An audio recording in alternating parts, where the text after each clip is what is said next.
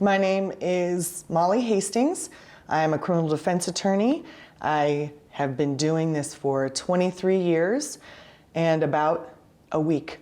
I worked for the public defender's office for the first 13 years of my career, and in 2014 I opened my own practice.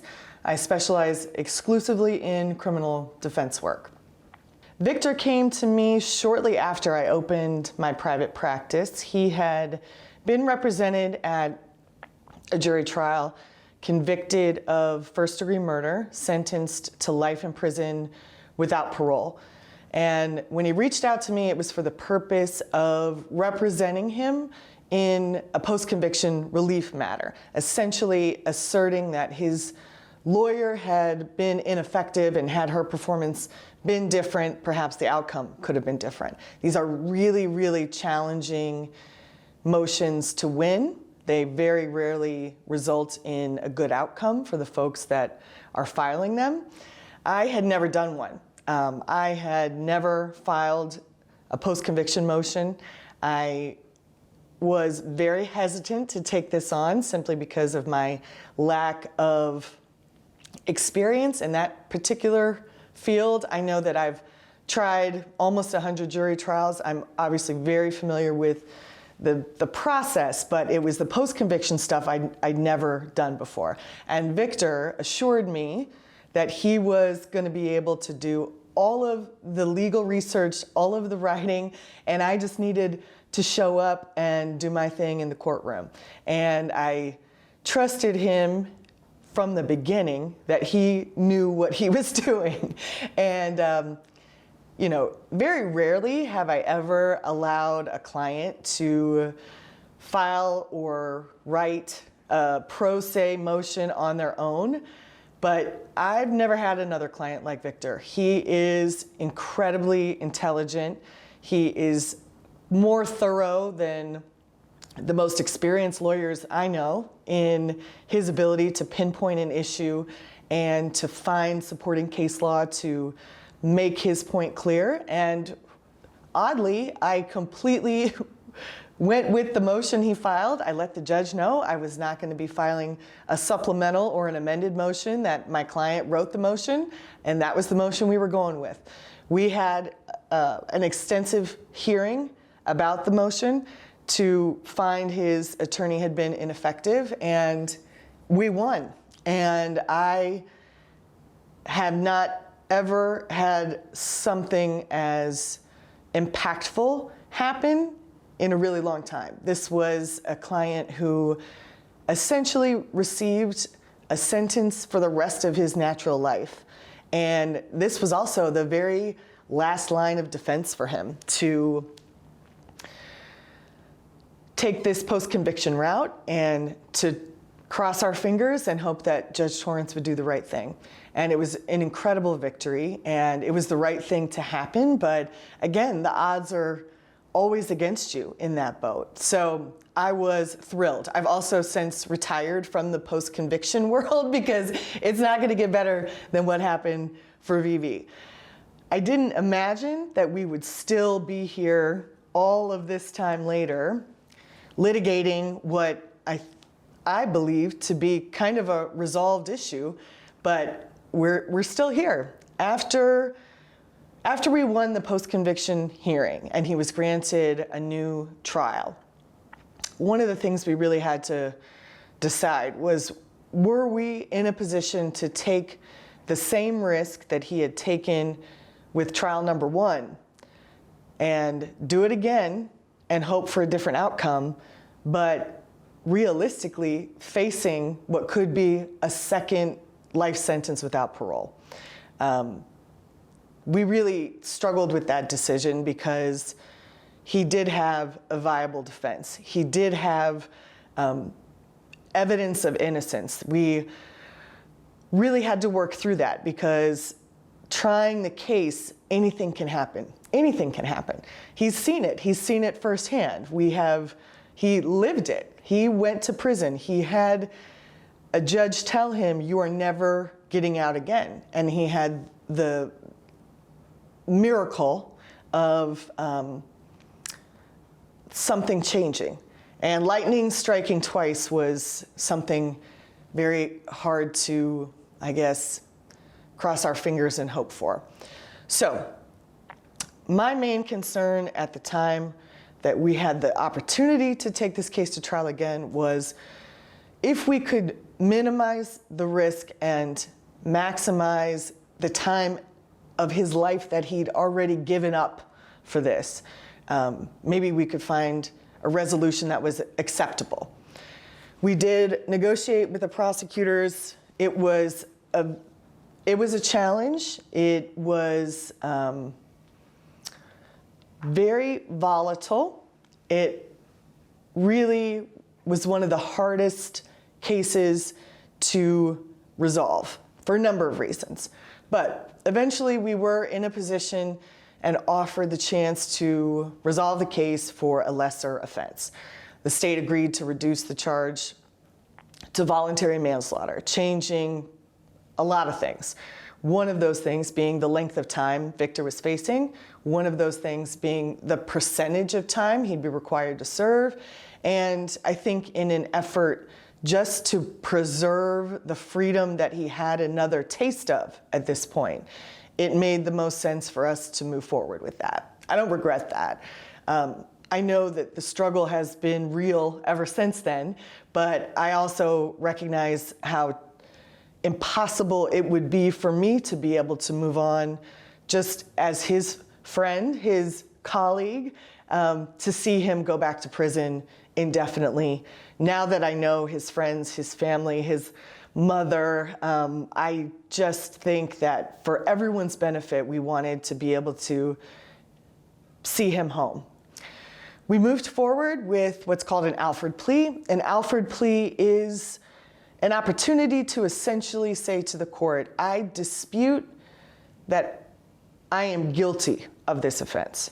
However, I recognize that there is a great likelihood that I may stand to be convicted based on the evidence that the state would present. And if there's ever been a greater example of that happening, I wouldn't know it. Victor went to trial. He was convicted. So it made a lot of sense to recognize the risk involved in going to trial. We knew that they were frothing at the mouth to try him again. And this was really, I think, overall a smart and responsible decision to just keep a light at the end of the tunnel. When we went to court, we agreed to move forward with the plea. We did give authority to the judge to decide what should happen to Victor as a result of that plea. There was a lot of involvement from the victim's family in this case. There was a lot of victim impact testimony offered that was very emotional. I know those folks also had been through the ringer in terms of their loss, seeing this case go to trial repeatedly, this and the co-defendant, and then watching it kind of reverse itself. It was just a roller coaster that took everybody for a ride. And I recognized that tensions were high and emotions were heavy, but ultimately, we did move forward with it. Judge Torrance was in charge of determining what the sentence should be. He was well aware of all of the time that Victor had already spent incarcerated because of this case, and he wanted to also ensure that he was given credit, that that time was not for nothing. And he was very specific in ordering that in his judgment, that Victor be credited for every solitary night he spent incarcerated because of this situation. We got it down to the number. And he was sentenced with the expectation that I think everyone believed the time Victor had already given to this case would have satisfied the ultimate sentence. And I remember when he was sentenced and Victor was out of custody, he'd been home. I remember the day he was released after the case had been reversed, and the crowd of friends and family that welcomed him and the support that he has had for so long, and just the joy of being reunited with his family for what I believe to be the right reasons. And then to spend time with him while he was out of custody. I mean, I saw Victor as somewhat of, well, definitely an ally and somewhat of a legal assistant in some ways, unpaid, but clearly very invested in not only his own situation, but just the situation of others that were going through the same thing. He was so helpful, and we became very close in this process. I respect him a lot, and his attitude throughout this has been unwaveringly optimistic, above all, which is a feat in and of itself. But I remember when we went to the sentencing and the number of people that were there on Victor's behalf, and the fact that the judge, we were arguing for time served essentially, and my hope was that he would be able to leave the courtroom with the same people he came in with. His birthday, I think, was right around the corner from that sentencing as well, and we were all looking forward to this just being behind us. And he had to go back into custody that day, and I just had to believe that the judge's order would be respected and that the Department of Corrections would honor that, and the hard part would have been resolved. And that has not turned out to be the truth. So, since then, he has stayed in custody for, at this point, upwards of nearly a year and a half since then, waiting for someone to give him relief.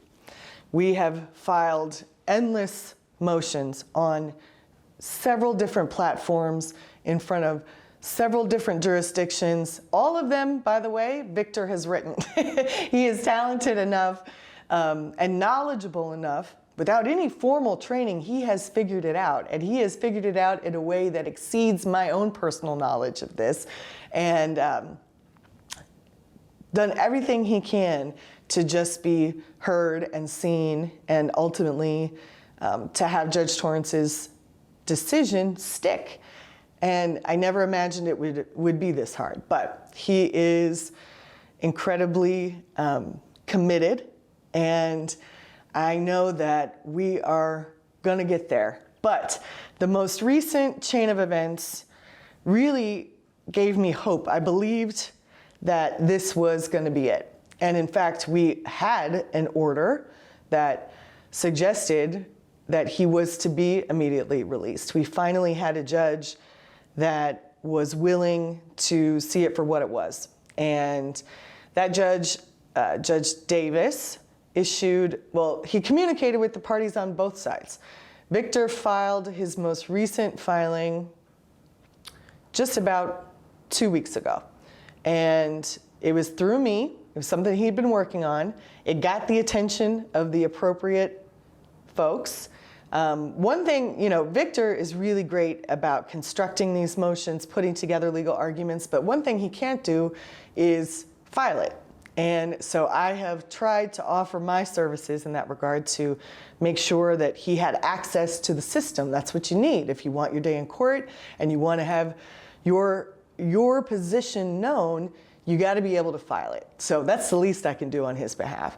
And this most recent one developed while I happened to be on a boat in the middle of the waters of Alaska. And Laverne and I, his mother, have become very good friends in this process. And I always know that she only asks things of me that she knows nobody else can do, because she and Victor have done so much of the legwork themselves. And she did reach out to me while I was on this trip. I paid extra for good internet so that in case of emergency, I could step in for something. And then I had one, and they needed me to file this, and there was a deadline, and you never know which filing is going to stick. You never know which motion is going to work, and I'm always willing to try. But this is the one, and we filed dozens of things, and to no end. However, I'm really grateful that this one stuck. I don't regret taking the time to do it, even in the wilderness of Alaska. We got it filed.